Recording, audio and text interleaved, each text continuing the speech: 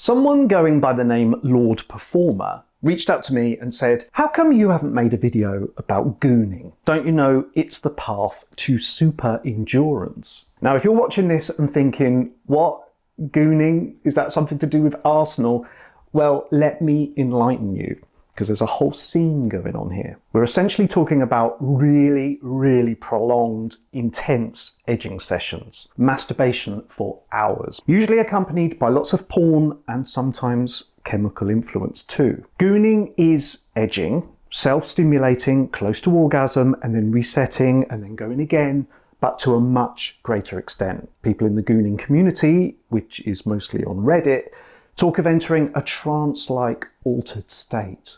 Transcendent, blissful, all-consuming, I hear. It's quite time-consuming too, and it can become a bit of a lifestyle. Dedicated gooners set up goon caves, multi-monitor rigs in their bedrooms that stream porn from all directions, and often with toys, and often with gaming, and online streaming going on too. And there are meetups where people goon together, sometimes for days on end. A whole scene of memes and content and advocates and experts on gooning, all working towards total immersion and those intense highs. So it's a world away from regular masturbation or edging for 20 minutes to train yourself to last longer in bed or just because you enjoy it. The ethos of gooning is almost to give yourself to it, to submit yourself to this. That last bit, or possibly all of it, can sound a bit dystopian, I know. And as a therapist who works with sexual difficulties that are sometimes exacerbated or caused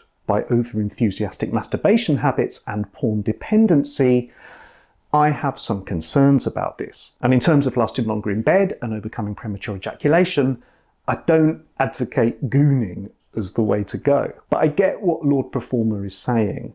I can well believe that spending this long masturbating brings about discovery of what our own bodies are capable of.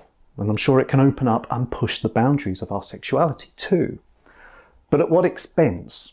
How does this translate to partnered sex? Sex outside the porn and gooning bubble? When we've hacked our neurochemical release to this extent, what's the trade-off in terms of sexual impairment perhaps? Now, I don't know, and that depends on the individual, of course. So it's stating the obvious to say that gooning could lead to compulsive behaviour issues, compulsive porn use, and erection or arousal difficulties, and withdrawal from other activities, other people, work, study, and getting our needs met. If gooning is a fantasy, a kink, a source of escapism, and a positive community to spend some time being in, then who am I to judge or disparage that? It's an interesting phenomenon, but one that's beyond the scope of overcoming PE or building our sexual confidence. And if you're watching this in the relatively simple pursuit of lasting longer in bed, yes, masturbation can be really beneficial in my opinion. It's a great way to get to know our own bodies and experiment with finding that balance between arousal and relaxation. Edging too, realising our point of no return and getting better at relaxing all the way down and resetting that. All valid, and I have a self-help course that covers that kind of approach. But gooning is another realm, another objective completely. Thanks again to Lord Performer for this very valid question, and I hope that was insightful.